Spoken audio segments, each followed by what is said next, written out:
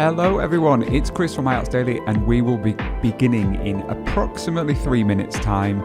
Look forward to seeing you all soon. Remember to comment, leave information in the chat. We love to read all about your IELTS journey.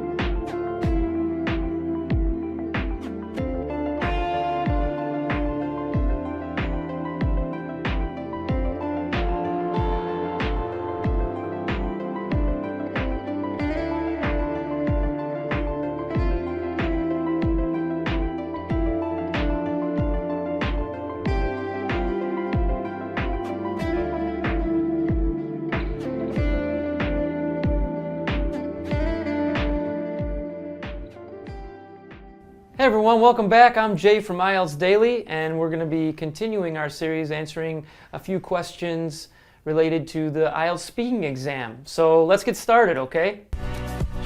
Hello people of YouTube. It is great to see everybody in the chat. We will start class in, I don't know, maybe 1 minute's time. I think we're today good to go specifically very soon. we're going to be looking let at us know IELTS where you're from and what Part IELTS 2 score in the you are speaking planning to exam, achieve. and I have my good friend here, Chris, who's going to be giving me some questions. How are you going, Chris? I'm doing fantastic. Hello students, I hope you're all really well. Today's question is hard. I'm sorry Jay, all these questions are hard. Okay, so you'll see the question on the screen now, which is describe a recent purchase that you had a problem the first time you used it. You should say what you bought, when you bought it, where you bought it, and say what the problem was. Jay, I think this is a really tricky question and I would struggle in the test if I were you. So what we're going to do is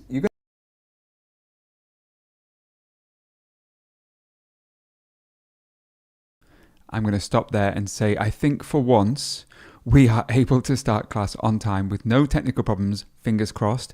It is Wednesday the 17th of April and very warm welcome to IELTS Daily, and we have a special guest this week. We've got the amazing, wonderful Simone from IELTS blog. I'm going to pop my headphones in.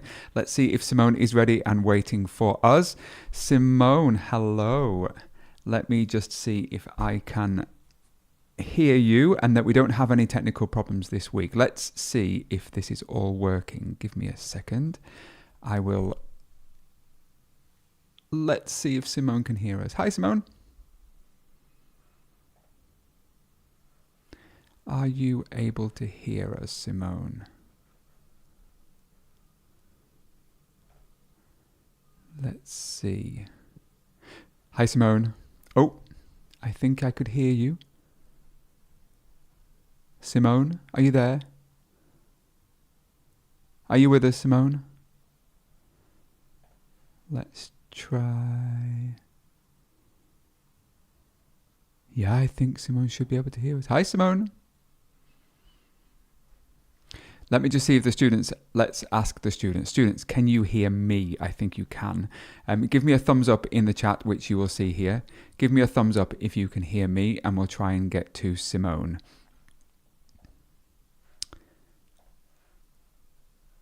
Hey, Simone. Sorry, Chris, I can't hear anything. Let's try again. Oh, now I can hear everything. That was me again.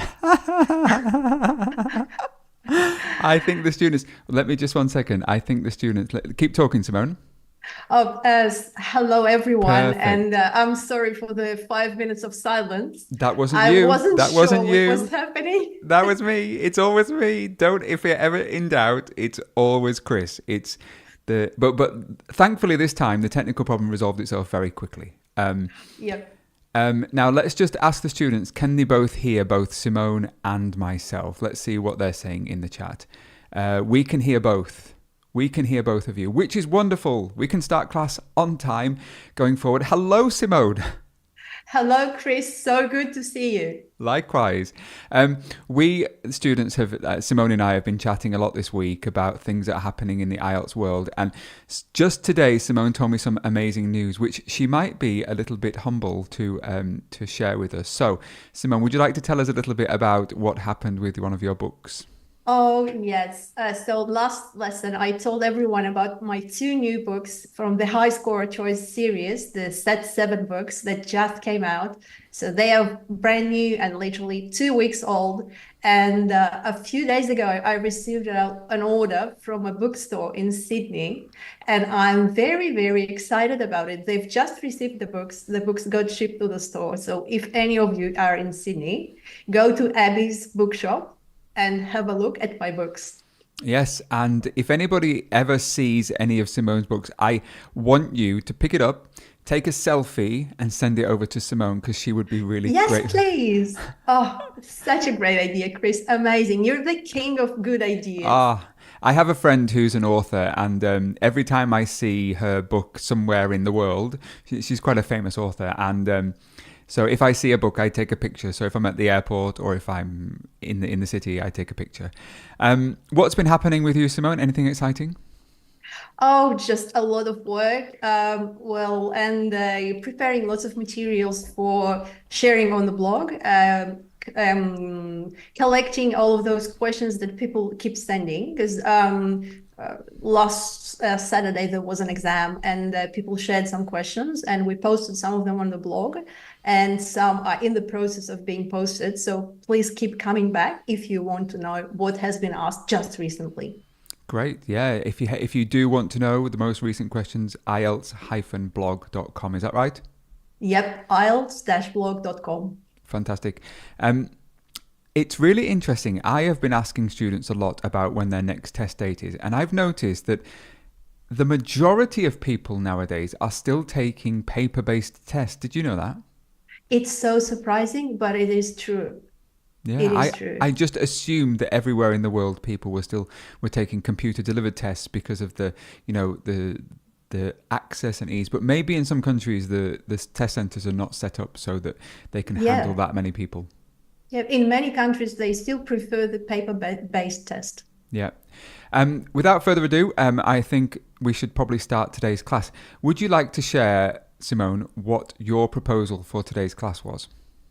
Well, my proposal was writing. We've covered a lot about writing, and we spoke about writing task 2 in particular. And we completely overlooked writing task 1, but it's maybe not exactly as important as writing task 2, because as you know, writing task 2 carries twice the weight of writing task 1, but still it's 1/3 of your score, and it's really, really important to be prepared for it. And I thought it would be good if Chris and I showed you how to deal with this very specific type of writing, because writing task 1 requires not just writing about it. It requires, first of all, analysis of what you see on the graph. And not many of us are mathematicians. Not many of us are used to working with graphs.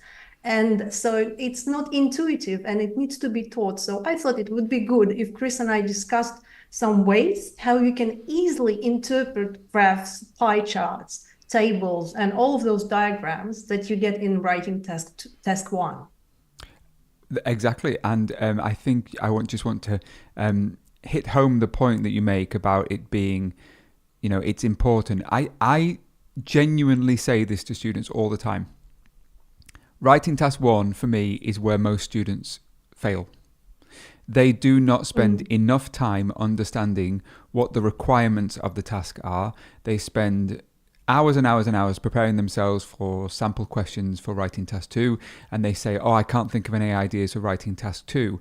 And when I sit down with them in class and I have discussions about what it means to have a good writing task 1, my experience is that most students do not understand how to score well in the task achievement and the coherence and cohesion section of writing task 1.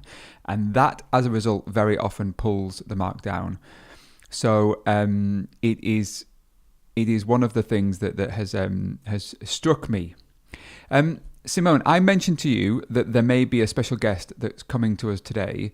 That special guest has just arrived. So let me let this person in. Give me a second. So this person was a little bit late. So let me bring this person in, and I will make sure we speak to this person, because I said that it was really important that we do. Yes. Okay. I would really love to hear from him. Excellent. So this person is called Munir, and he has just arrived. So Simone, I'm just going to mute you for a second, and I'm going to bring Munir to the chat room.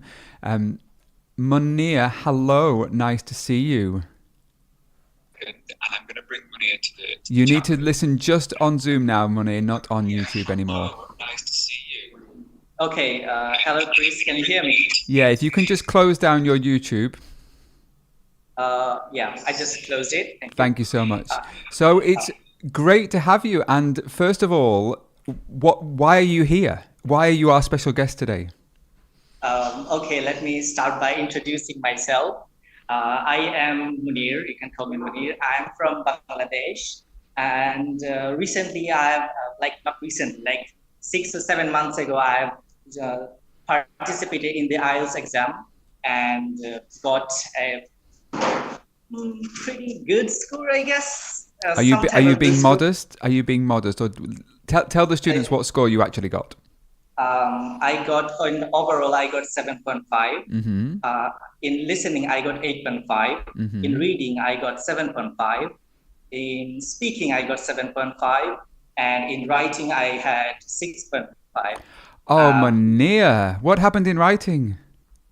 The thing is, I wasn't very interested in doing the hard labor in writing because it takes a lot of time. Great. Well, so you've come to share your story. What was your preparation in terms of, like, what did you do for preparing for the test?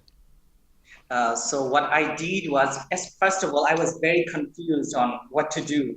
I didn't know what to do. I mean, all of my friends were doing the IELTS course and participating in the IELTS test and going abroad in UK and Canada and whatnot. And even I was confused. And so at first I started YouTubing. I searched YouTube, what to do, what not to do. There were lots of videos, lots of channels, and I was very confused because different channels were saying different things on what course should I take for the exam. I mean, what path should I go and what should I do? And somehow because you are a popular YouTuber, of course, and one of your videos came up, I was confused about reading, because the thing is, what happens with reading is that it takes a lot of time to get the answers, and we can't really find the answers very quickly enough, and it takes a lot of time, one type of question and then another type of question and then another, and it takes a lot of time to get all the questions with the answers to them.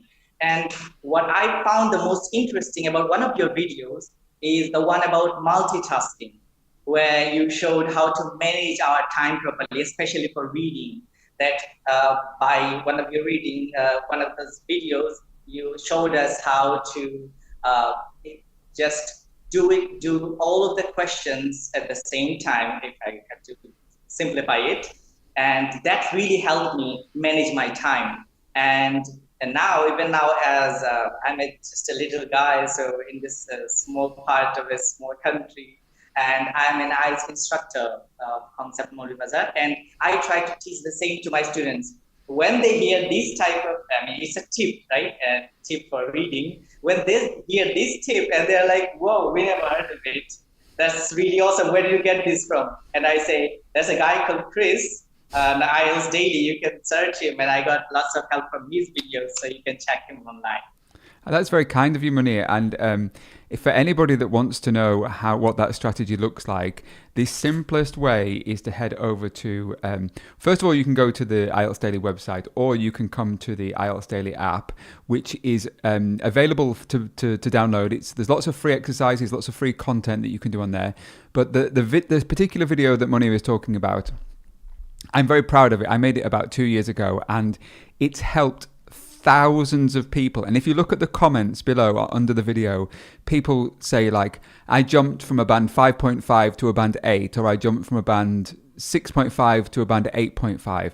It is so heartwarming, and I'm just glad that I've been able to help people. Munir, it was a pleasure speaking to you today, and I'm really grateful that you've come along to talk to us. I have a question. Can I ask that? Please. As I teach IELTS, or I mentor them, I don't know what, guide them for IELTS exam. So is there any other special thing besides this multitasking one? Is there any other special thing that I should teach them, or I should say to them regarding IELTS, regarding especially for reading? So reading has, for me, reading has no quick strategy. For those people that talk about reading the first line and the last line and getting the answer, for me, that's rubbish. For me, skimming and scanning doesn't work. I'm a native speaker. I've taken the test a number of times.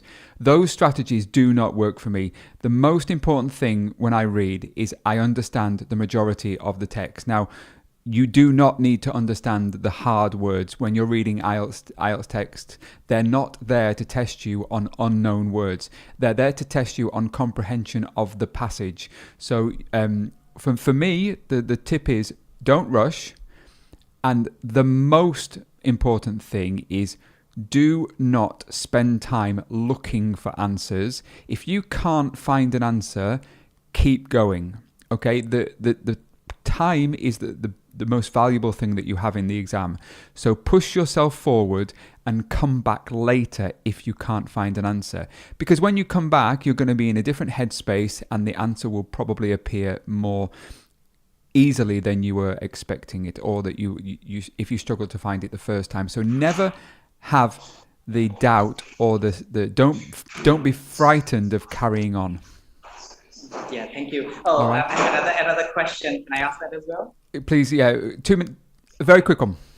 Okay, so I felt that reading helps us improve our writing and speaking as well. So is there any passages in Cambridge or anything like that which really helps us for reading and for speaking and writing? Comprehension of reading should start from the lowest level. So if you are a low-level speaker, you start with low-level reading passages. I would always recommend read things that you enjoy. Don't spend time reading really hard passages that you think are going to appear in the test. Start by doing things that you enjoy doing, and it makes the learning process much easier. As I said, you don't need to understand hard words in order to answer the IELTS reading questions. You need to understand all the words that are in between, which are the common words in English. So just do reading for things that you enjoy. If you're into sci-fi, read about sci-fi. If you like biographies, read biographies. Just do it at your level, and then you will get better as the more you do. Thank you, Chris. Thank you. My pleasure, so much. Munir. Take care, and we really appreciate you coming along today. Yeah. Thank you as well. See you later. Simone, how great is it to hear from students who get their score that they want? Oh, it's amazing. It's such an amazing story, and I'm really proud of Munir. I'm sure he is very proud of his own success. I mean, learning a language and then teaching it to others, that's he gets the double benefit, because as they say, whatever you teach, you understand better yourself. Exactly. And we never stop learning, right? Never. I learn something new every day, literally every day. And I teach this to my kids. Fantastic. We were positively interrupted there in a good way, but we should probably push forward in today's class. So the discussion was around writing task 1. Simone has talked about how important it is. I've said that I agree, and I think it's one of the areas that students really struggle with. So what we're going to do, we have challenged each other. This is a challenge for both Simone and I, because in my experience as a teacher, I prefer to be put on the spot so that students can see how hard it is. So what we've done is I have taken three types of writing task one. Okay, Simone has taken three types. So maybe bar charts or line charts or pie charts. I've taken three. I'm going to show them to Simone, and Simone has never seen these before. Simone has sent some to me. I promise, Simone, I haven't looked at them properly. I haven't cheated, so please don't think that I'm cheating. What we're going to do is we're going to put each other on the spot, and this is going to be a brainstorming session that's going to try and replicate what students do in the test. I want to feel like I'm a student, and I want to feel like I'm put under pressure. Does that make sense, Simone? Complete sense. Lots of brainstorming. If we get it wrong, we get it wrong and we talk about it. That's the most important thing, right? Yeah, but promise that you'll help me out. And the same for me to you. Like, I really want to For sure. to be helped. Okay, so let's come over to this page here. And what we're going to do in the writing task one is we're trying to pick out the trends. And the trends are going to be important when we talk about our overview. For those people who don't know about overviews, go to the IELTS blog website, come to the IELTS Daily website. We have tons of information on how to approach those. And really importantly, sample answers from people that you trust. That's Yes. the key thing. Don't assume that all sample answers are good. The other thing that we want to do is identify what key features are coming in the task. So, shall we start, Simone? I think the first one is from you to me. So I'm going to have to do this. It's a hard one. It's a table. Okay. Oh, All right. okay. All right. So the first thing that I notice on here when I look at this is that there's a lot of information. And whenever I do these tasks, I get really daunted if I see a lot of information. And what I'm now teaching students is don't panic. The most important thing is don't worry if there's a lot of information, because it will become obvious as you go through. Okay, so let's have a look at what I see. The first thing that I always do is read the information, and I'll try and zoom in as close and as wide as possible so that everybody can see. It says, the table below shows the change in the number of people engaged in various physical activities between the years 2001 and 2009 in Australia in million people. Okay? Summarize the information by selecting and reporting the main features and make comparisons where relevant. I always say to students, comparisons should only be done when they are relevant. Okay? That's really important. Yeah, they are not to be forced. Exactly. Now, if I can somehow, I don't know if I can annotate. I don't think it's going to allow me. Give me a second. My draw. Let's see if I can draw. Yes, let's draw. Great. All right. Let me go back here and oops. All right, there we go. So the first thing is that I look for key feature, what the task is showing me, which is that, sorry. Here we go. So I've got people engaged in physical activities in Australia. That's the title that I can see. The second thing that I can see is that there is 1, 2, 3, 4, 5 different tasks. Okay. Mm-hmm. And there are 3 different years. Okay.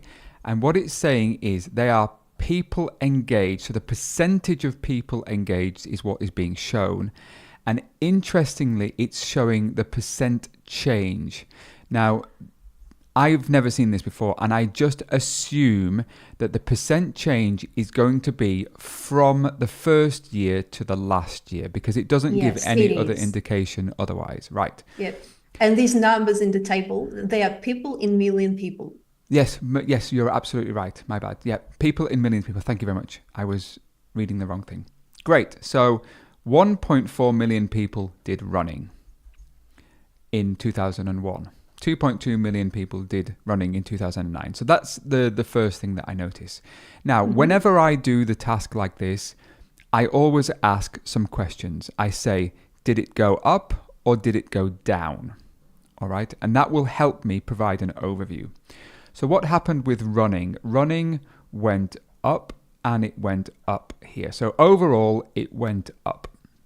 Aerobics went up, it went up, and so overall it went up. And this will be reflected in the percentage change. So that will help me, but it's always really useful for me to understand what's happening at any one time. So tennis went up in all cases, and cycling went down between these 2 years and actually went up after the between 2005 2009, but it overall went down. So that's the trend, is that it went down. And swimming went up initially, and overall from the beginning to the end it went down. So what I can see there for my trend and for my main feature of what's happening is that 3 of the activities, these 3, running, aerobics and tennis, they all had an increase in the number of people who did that activity between these 2 years. Okay. What I tend to find from students is they just say something like, there was an upward trend. And I say, that means absolutely nothing to me. I want you to be specific. I want you to tell me what actually happened. Please tell me so that I can imagine as though I don't have the information there. Okay. That's an excellent tip. If you can write a report and without showing the person the actual table or the actual graph, just from reading what you wrote, they can imagine what happened, then you've done a top job. Exactly. Now, the other trend that I can see is that 2 of the sports went down. So we can say that 3 of the activities, running, aerobics and tennis, all saw an increase in the number of people who were doing those activities, and cycling and swimming both went down. Now, there is another trend that I can see here, and the other trend is usually around what's the biggest and what's the smallest for me. I often ask that question too.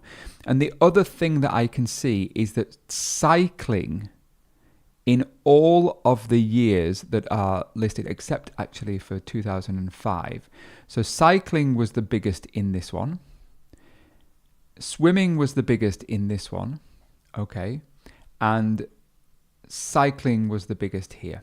So I would very often in my overview refer to the most popular. So the most popular, so cycling was the most popular in 2001 and 2009, and swimming was the most popular in 2005.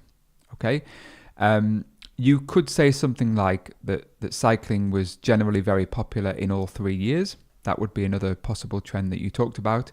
But in general, you need to know what happened. So did it go up and did it go down?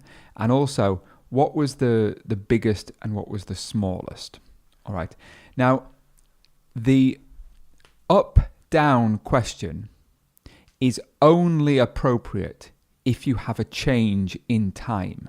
So if we're only focusing on 1 year, so you might talk about the number of people who were doing a particular activity in 1 year, you can't actually ask the question, did it go up or did it go down? Because you need a time reference. So that would not be a possible question. But in this case, we had 3 years, and it's possible to see that those were the changes. How did I do, Simone? Excellent. Top job. I'm seriously impressed with your skills, and I would not add a single thing to your analysis. What about adding that tennis was the least popular in all years? Do you think we could maybe add that if we were looking for something as for addition, if you were maybe looking for words? Well, we could. It's just that I think that this table, the last column that shows the change, it gives us a hint that they want us to describe what happened over time. Yep. So I would take it as that. And it's a good idea to mention the most and the least popular sport in the overview, because it's a feature, it's on there. But when it comes to describing the table, I would go I would group the categories like you did, running, aerobics, and tennis, and I would talk about them in one paragraph. And I would group cycling with swimming, and I would talk about them in a second body paragraph. Fantastic. So, I would. This is the interesting point here. I'm just trying to delete all this information. Something that I ask students in terms of grouping information, they say, they might ask me, how do I group it? And I say, well, there is no one best way. Yes. And there's no one fixed way.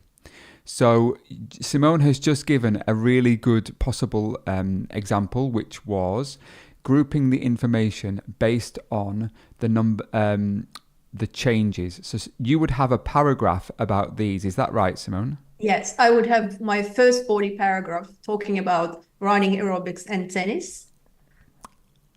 And I would do that based on the change. They became more popular. So that's my basis for grouping them. And I would put the other two sports, cycling and swimming, in my second body paragraph. And but that's just one way. That's just one way. Not, yeah. I wonder if any students could tell us if they know of another way. So what I'll do is I'll open up the chat box, see if I've got any students in the chat here. Is there anybody that maybe wants to share what they think could be a different way to group their information? Let's see if they come up with anything. And while they're doing that, shall we have a look at the next one, Simone, which is your job? Okay. Are you nervous? Why not? I am, I must say. I won't lie. Now, I have a bit of a disclaimer here. Now, Simone asked for a line graph, and she said, we won't do a multi piece of information graph. Well, sorry, Simone, I chose one that does have an extra piece of information in there. So just let's have a look. Okay, surprises. Yes, surprises. The graph below shows the total world population as well as the populations of urban and regional areas. I'll hand it over to you. Let me have a look. I'll try and make it larger for me so that I can see. Okay, so the green color shows us the total population of the world. Sorry. The red... There we go. Yeah. The red line shows us the urban population, and the blue line shows us the rural population. So, okay, so we're interested in the total number of people living in the world, how many of them live in cities, and how many of them live in the countryside. Great. Okay, and it would be good if I read the task statement first. The graph below shows the total world population as well as the populations of urban and regional areas. And as usual, summarize the information. Select main features and make comparisons. All right, and what do we have on the axis? If it's too small, it says population in billions. Population in billions. Yes, I can barely see that. My bad. What do we have on this axis X there? I'll zoom in for you. Wait 1 second. Yeah, and if you can raise it a little bit because I can't see the bottom of it. Oh yeah. Okay. So these are the years. So we're looking at the situation starting from 1950 and until 2030. Wow, that's a prediction. All right. So as they are taking us 2 years into the future, 2025, and not 2 years. What am I saying? They are taking us more than a decade into the future, and they're predicting what's going to happen. So basically, we can see that it all started with first of all, the most noticeable thing is the population of the world is growing, which is no surprise, right? The second thing that I'm noticing is that at the very beginning, people used to live mostly in the countryside and rural areas. And over time, people moved to cities. So at the very beginning, the population of the cities was much, much lower than population living in the countryside. And around the year 2005 to 2007, roughly, the situation changed. So from 2010, there's more people living in cities than people living in the countryside. Am I correct so far, Chris? Doing What do really you well think? so far. Yeah. Go. Keep going. You're doing really good. All right. So as I said already, excuse me, as I said already, the most noticeable thing about this diagram is that the population of the world is increasing and is expected to increase well into the future. And they also expect rural population to decline because the rural population was rising up to year 2010. And from that point on, it kind of went sideways. And then it went a little bit down. So from 2010, it started to showing a downward trend, even if it's not significant. It's a slight trend. But the trend up of the urban population is very strong because it's very noticeable. There's no question about it. It's going up. Fantastic. Okay, how am I doing so far? Amazing. So the first thing that we should bring to the attention of the students is tenses matter. What do I mean, Simone? Oh, because this graph combines the past with the future. You would need to refer to the past using a past tense, and when you talk about the future, you would need to use a future tense, and you would need to make sure it's a prediction. It's clear that you are making a prediction. I think this class deserves to be paid for. I think students need to pay for this. This is gold, Simone. Honestly, if students don't get a band 7 or higher from this class, I'm going to be very disappointed. You're absolutely right. Chris, I think that you and I are the two of the least greediest people in the world, so we're not going to make them pay for it. True. So we've got a very important point Simone makes. If something is related to the past, talk about it as the past. If something is predicted as something that's going to happen in the future, you need to amend your language. You need to adjust your language to account for that. So Simone made a really good point. The population of the world has increased, or it increased until today, and it is expected to increase going into the future. All right. Then Simone made a really good point that in the beginning, the urban population, the people living in the city, was lower than the rural population. So more people lived in rural areas. The population of the urban areas has increased, or it's continued to increase. In fact, it's followed a very similar trend to this, hasn't it, Simone? Sorry. Yes.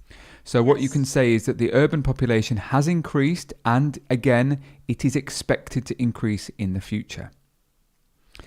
Then we need to talk about the rural population to say that the rural population started higher than the urban population and remained higher until around 2005, 2007, when the urban population overtook or was greater than the rural population, and the rural population in the future is expected to decline slightly going towards 2030.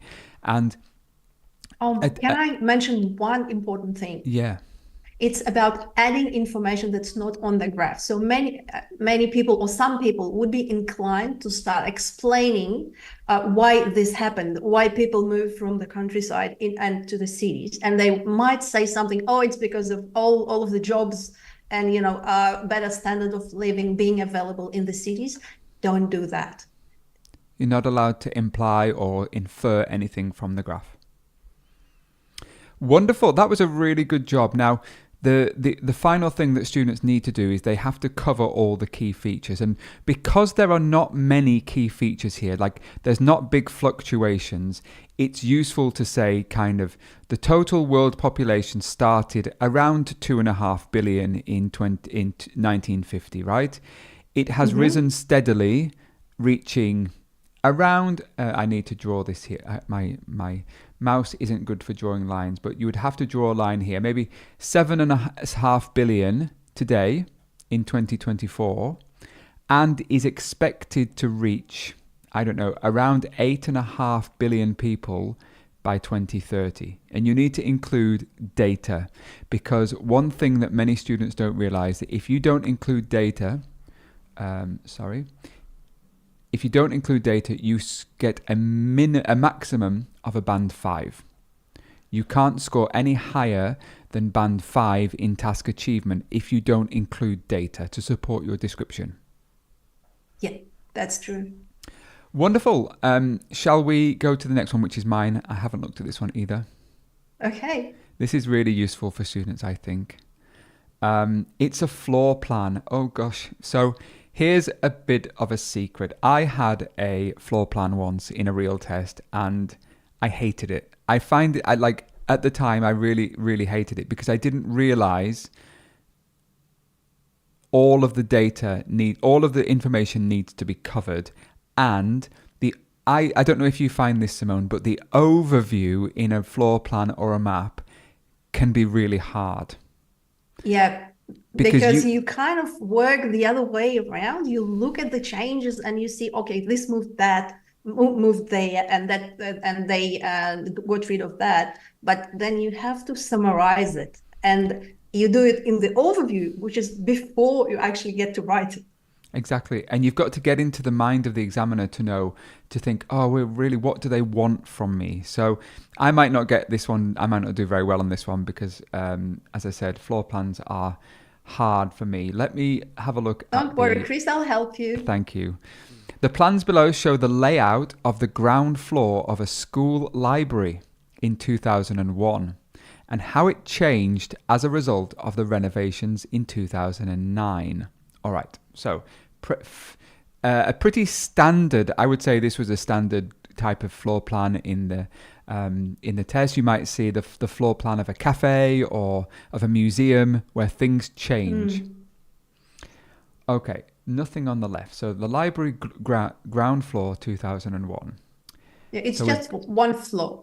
Correct. We've got fiction. This shows us the north. Okay, so that helps me to know where things are to the north. History and self-help. So these are all books that are around the side. Fantastic. We've got tables in the middle, and there are 1, 2, 3, 4, 5, 6, 7, 8 tables in the middle. And there is a newspaper and periodicals stand in the middle. We've got the librarian's desk at the front in 2001, and there are some stairs and an entrance. Great. Easy. So that's 2001. In 2009, we've got law, economics, travel, a smaller place for self-help, fiction, history. So what I can see here is that these two big sections have been changed quite a lot to offer maybe a wider selection of books as people walk in. Okay, so the selection of books that people will see when they come in is wider. They don't just have two things. Now the tables have changed. Possibly, I can't tell from this, but it seems like there's more space for people to sit down because this space in the middle is now utilized by longer tables. So we can possibly say that there's more space to study. That's so clever. The newspaper and periodicals section has changed to films and DVDs.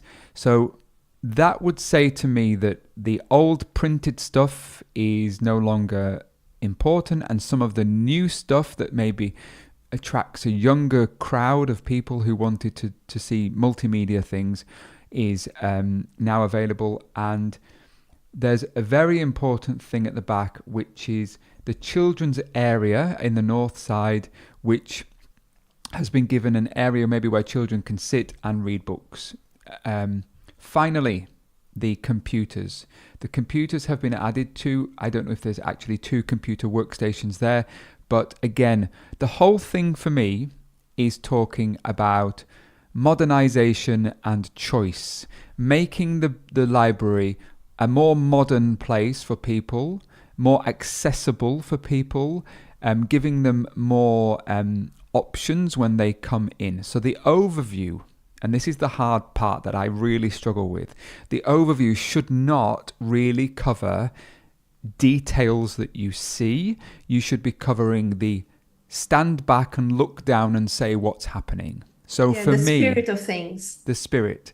So, and I'm probably going to get this wrong, but after the renovation, the museum has become a more modern, potentially more accessible place for people, given that there are new computers, options, more space for people to sit down and study. And really for me, it's the options that people have for accessing books. There's a much wider range, a much wider choice of topics, then maybe that's what we could say. How I would word that is putting me under pressure, but is there anything that I'm missing, Simone? Absolutely nothing. As far as I can see, you said that it was modernized, which it was, and you said that it appeals to a younger audience now, which it is, because they've included children, whereas before they didn't have a specialized children's section, and they've included the modern films and DVDs, which appeal to younger people, and computers, which made the library more technologically advanced in a way. And a bigger selection of book topics. So I'm sure some you've people covered everything. Thank you. I'm sure some people in here are like, what the heck are DVDs? Like some young people in the chat today are like, what are DVDs? Great. Well, that for me is hard. Now, in my view, I would have 2 paragraphs when I was doing this writing. I would write a paragraph about what happened before, and I would write a paragraph about the changes. So for me, it's important to list all of these features. I would say everything that I can see, and then I would talk in a second paragraph about what the main changes were in terms of the history section and the self-help section have now been converted into a wider range, including law, economics, travel, and list them. You have to cover those key features. So 2 paragraphs and for me. it's a very, very, very good way to go about maps and floor plans. As you suggested, first describe what it was like before. And then when you're describing the new configuration of it, you can refer and compare things that used to be in this location, but now they are in a different location, or something that used to be there, but then it got removed. It's a very good way to include those comparisons that you're supposed to include. Exactly. Good. Did I pass? Good. Are you ready for your next one, which is a... Oh, I hate these. I hate pie charts. I really hate them. What about you? Let's see how I do. I'll tell you later. Okay, let's turn to read the question. Okay, so the charts below show the various languages spoken by people living in Canada in the years 2000 and 2021. Great. So what I'll do is I'll make sure that you can see these. I'll move them down so that you can see them in a bigger format. Oh, amazing. Yeah, that's good. That's good.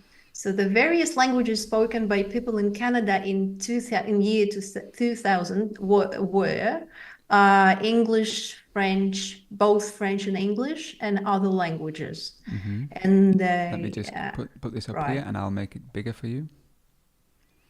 Okay, and in 2021, we see the same languages, different proportions probably. All right.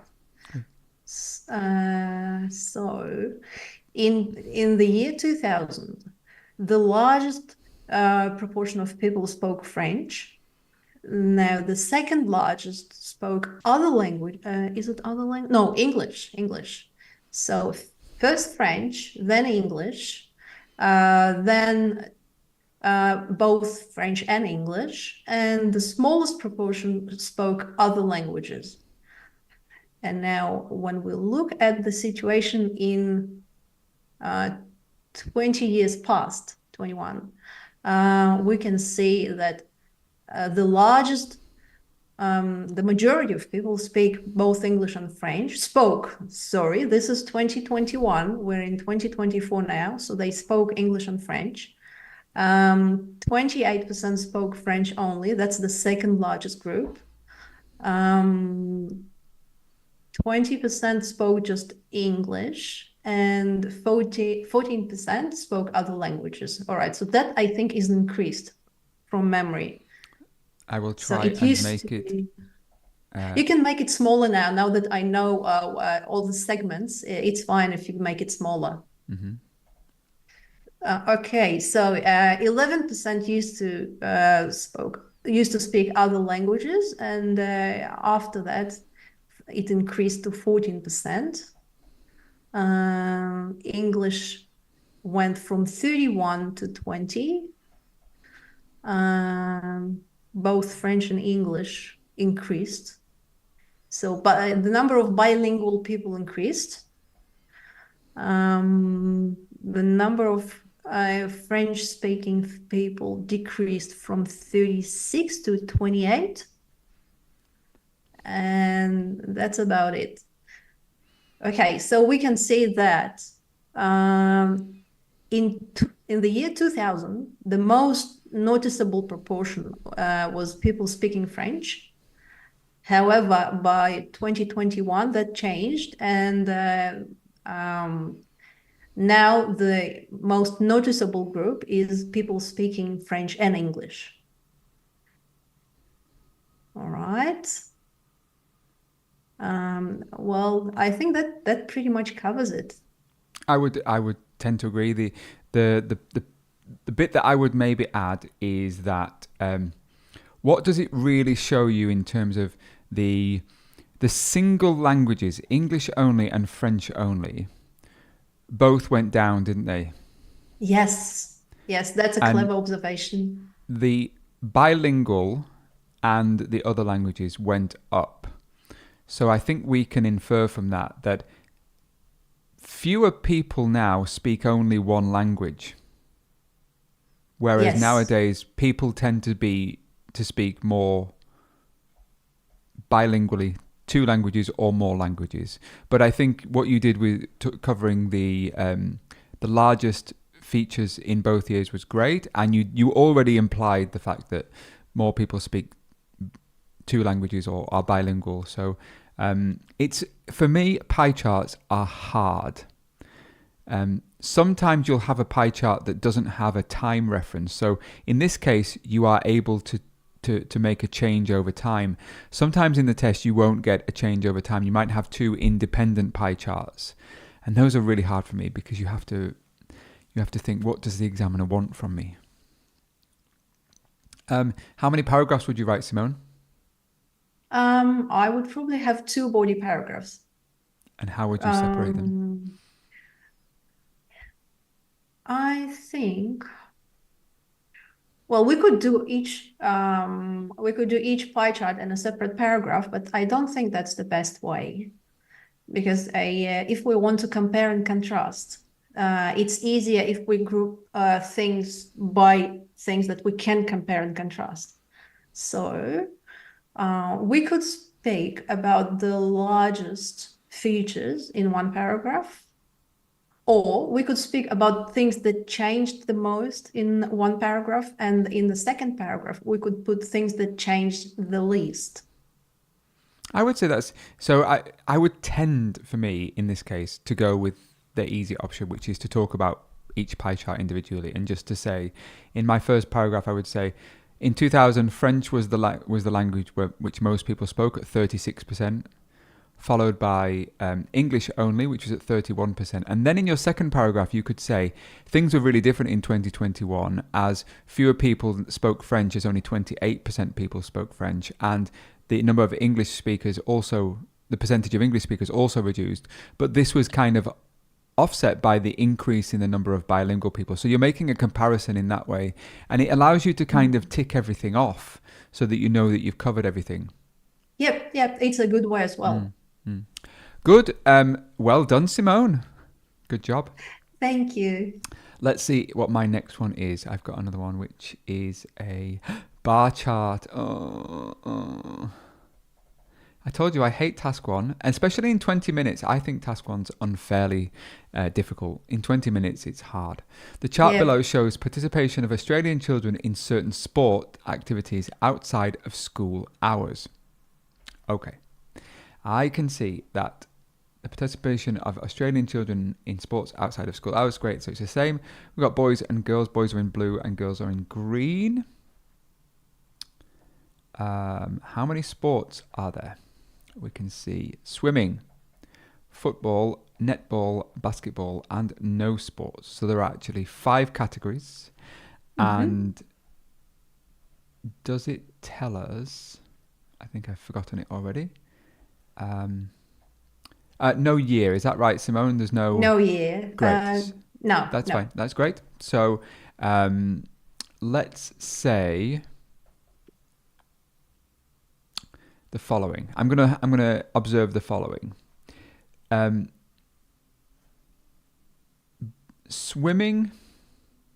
Football and basketball had the highest number of boys, or the largest proportion of boys involved in them.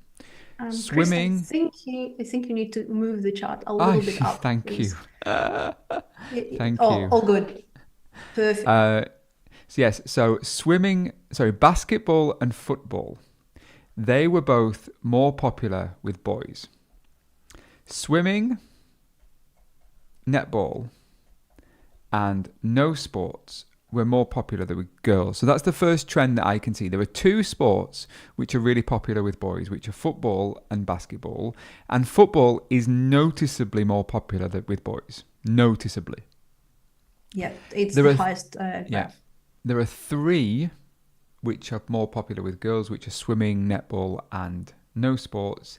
And in the case of girls, they tended to be, netball was probably more the favourite sport. Yeah, it looks like. Yeah. We could talk about what Simone said, which was that football had the highest proportion of all sports for boys, but one of the least for girls. And netball had the opposite trend, which was the highest proportion for girls, but one of the lowest portions for boys. So that could be something that you describe.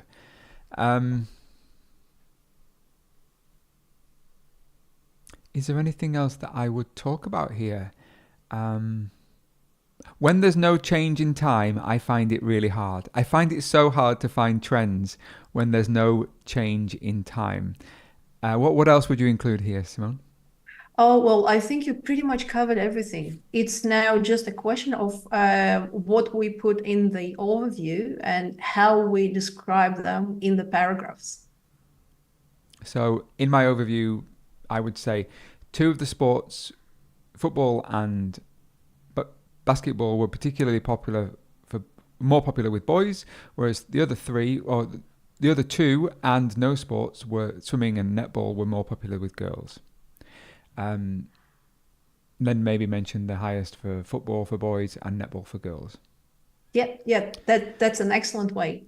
Or we could do something like we could say that the most popular sport with boys was football, as you mentioned, and with girls it was netball. And we could say that all the other sports, such as swimming, basketball, and no sports, there wasn't a drastic difference in the interest between 2 genders.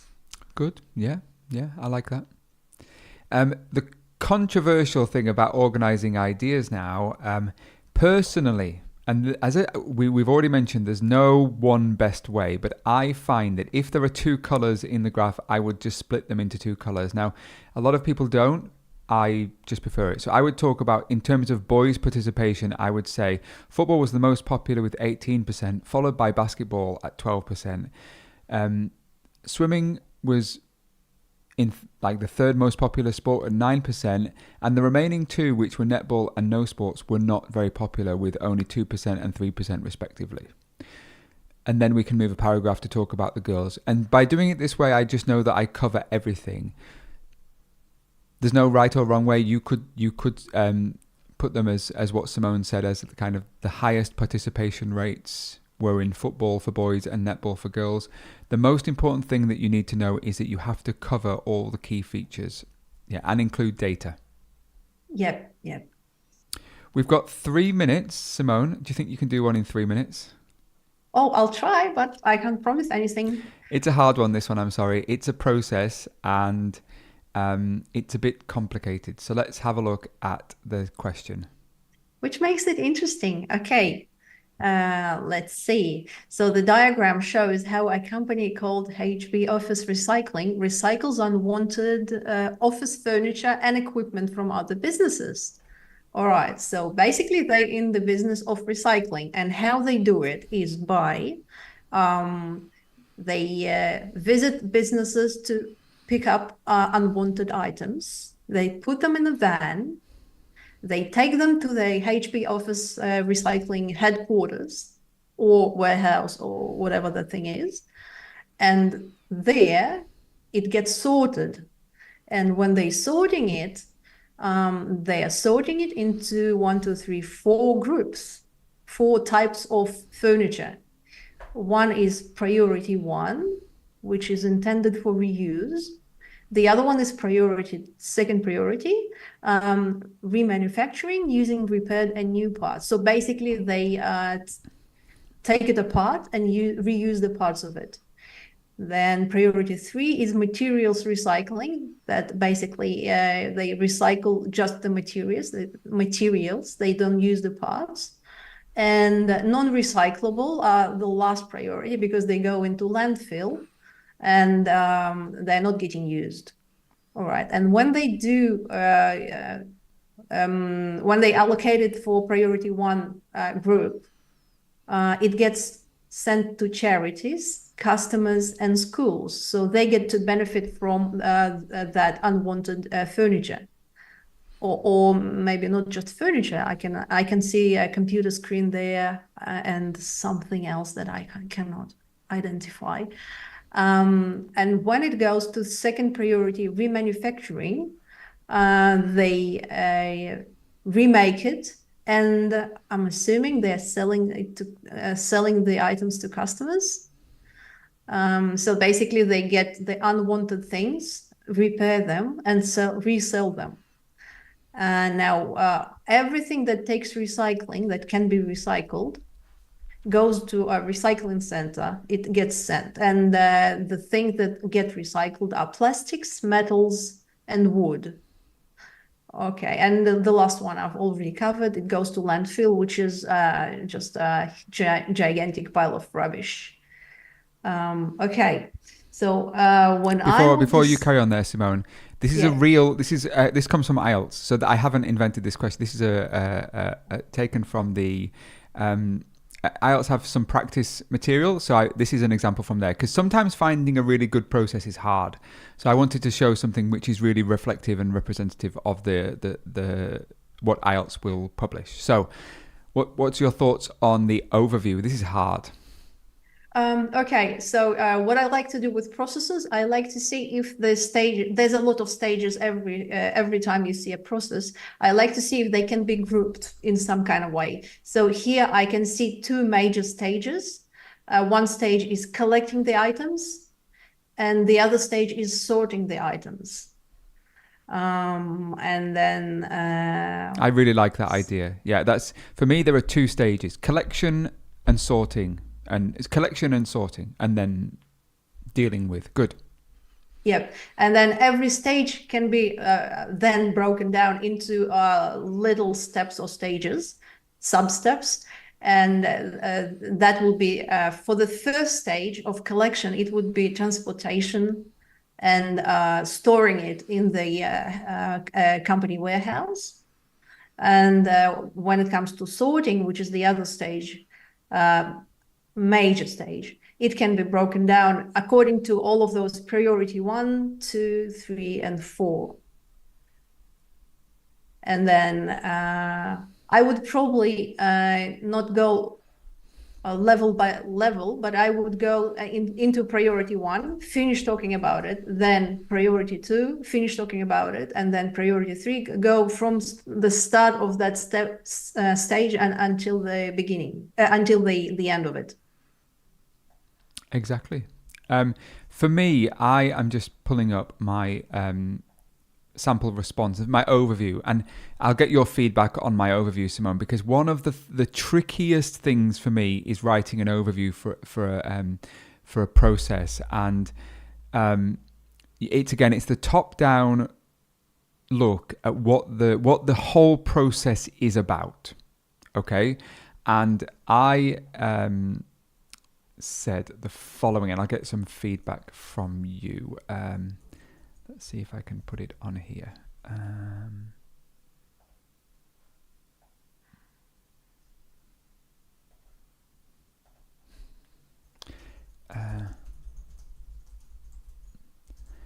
Here we go. I wanted to put that one on there. So overall, the entire recycling process involves 2 stages and allows used furniture to be utilized further. A small proportion of items, however, is unable to be reused or recycled or reused. So the whole process is really about reusing and recycling materials. Is there anything there that I've missed, Simone? In an overview?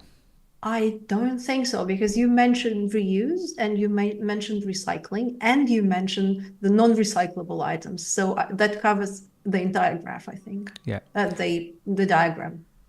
And how would you paragraph and organize your information? Well,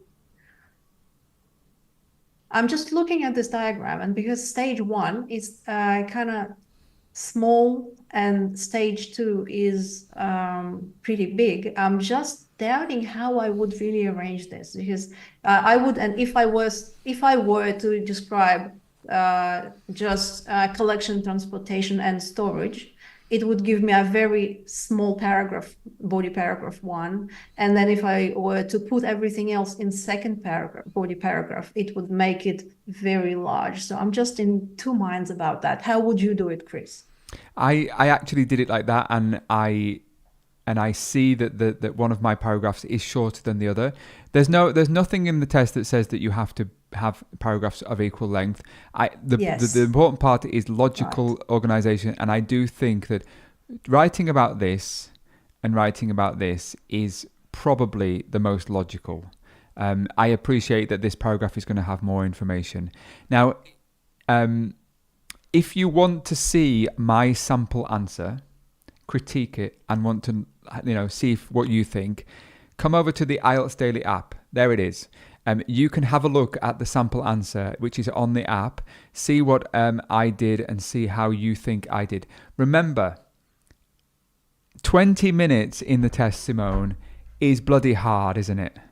It is. It's so hard. To counter that, you have to spend some time just analyzing graphs. So don't just take, like say 5 or 6 of them, sit down and only analyze them. Don't write your reports. Just see that you can handle the analysis and that you can do it in a reasonable time, say 5, 7, 8 minutes. Aim for that, and it will make it easier for you in the test. It's great advice. It's for me, time management in task 1 is the part that people struggle with. They start writing immediately. I've been in the test center and people start writing as soon as the task appears, and I'm like, how is that possible for you to start writing? I haven't even understood the chart. I've not understood what's being shown to me. So do not be afraid to spend 5-7 minutes planning your work. By doing that, you are, what is it? Failing to plan is planning to fail. Is that right, Simone? Yes, it's so true. Yeah, it's so true. 2 bits of homework for the students today. Anybody that's watching now, you've got 2 bits of homework. First of all, if you are watching this on YouTube, on Facebook, on the IELTS Daily channel, and if you thought this video or this class was gold, please give this video a like. But don't just do that on my channel. Please head over to the IELTS blog, subscribe to the IELTS blog channel, and like the video on there too. Kill two birds with one stone. And if you're watching I will be grateful. If you're watching on IELTS blog, do the same. Come over to IELTS Daily and subscribe and give this video a like. I think this video is one of the best videos in terms of writing task 1 that anybody could possibly make, because we've covered almost all the tasks. We have provided a very methodical way for students to see how they approach the task. The hard work now for them is to have a go and practice. So that's the second piece of homework. If you want to choose or try any one of these tasks, then come over to the IELTS blog website or come over to IELTS Daily, have a go, practice, see what you think, and have a go. It's so important that you get feedback on your work. Tell us about the feedback service at IELTS blog. Before that, can I just give people a little piece of advice that I think will really help them?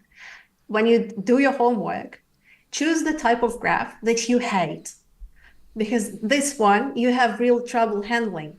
And by overcoming that difficulty, you'll get better at that type and the rest of them. Exactly. I couldn't agree more. I would personally, I would do processes and pie charts. I hate them. Oh, yeah. So how can I would go with tables, because tables are my worst fear. Okay. How can students get feedback from IELTS blog? Oh, well, if you want to submit your writing and you want to get a feedback from you want to get feedback from IELTS expert, you need to use our writing correction service or our speaking assessment service. And by submitting your samples to through those two services, you will get a very detailed description of what you're doing well, what you're not doing well, and how you can improve and reach the score that you need. Exactly. And I'm just going to plug the IELTS Daily app one more time. So if we have Chakra in class today, Chakra was on the... So believe it or not, Simone, on the IELTS Daily app, there is a system that allows students to chat with me. If they want to come on and submit a question, I promise you it comes to me. So if Chakra is online, Chakra was chatting to me just before class today. I want to say a big welcome to some of the students who have recently joined. So they've joined and they've become premium members of the channel. So let me just call out some names, because these people now have the opportunity to get feedback. So they've registering today or yesterday. So Sasha, Inderpeet, Lillian, Mahno, Vinarshan, Arpita, Fuang, all of those people are now able, because they have got feedback tokens, they can submit homework to me or to La or to another IELTS expert, and they get such detailed feedback. So congratulations, welcome to those students. And if you want to become one of those wonderful people, all you have to do is come and download the IELTS Daily app and get started. There's no time to lose. No time like the present, as we say in English, right, Simone? Yep. And you really should get feedback, because getting feedback is your fastest way to improvement, because you don't know what you don't know. And when an experienced teacher lets you know what IELTS writing is supposed to be like, you get a chance to learn from your mistakes. You won't repeat them again. This is the best tip that I can give you. Get feedback and follow the suggestions. Exactly. Simone, you have been a legend as always. It's been wonderful to have you. And for the students now, I need to break some news. It's not bad news. It's I'm going on holiday. Can you believe that I'm allowed? So I am going on holiday from next week. I may or may not have a class next week. I haven't decided yet, but then after next week, I am not here for 5 weeks. Oh my gosh. Can you imagine 5 weeks without Chris at IELTS Daily? But Simone, what's your news? Oh, well, my news is that I will try, although it will be very, very difficult, I will try and fill in for Chris while Chris is on holidays. And if that works out, I will let everyone know. So if Simone's going to have a go and maybe do a live class from the IELTS blog YouTube channel. So keep an eye out, as we say in English, keep an eye out on the IELTS blog channel for any posts that might come up and say that there's going to be a live stream. And I will tell students if you decide to have a live stream. Listen, Simone, even if it was just you sitting in front of a camera doing a talking through and a screen share, that's perfect. I will do my best, Chris. No, but nobody can replace you. So please go enjoy yourself, recharge, and Thank then you. come back to us because everybody desperately needs you. Oh, that's very kind. They need both of us. We have very strong skill sets, and I think this is a great partnership. So, for all the students, thank you very much for coming along today. We've loved having you, haven't we, Simone? Definitely. Thank you so much for coming and watching and participating, because without you, we would have no one to talk to. Exactly. Take care, Simone, and I'll see you maybe in a few weeks.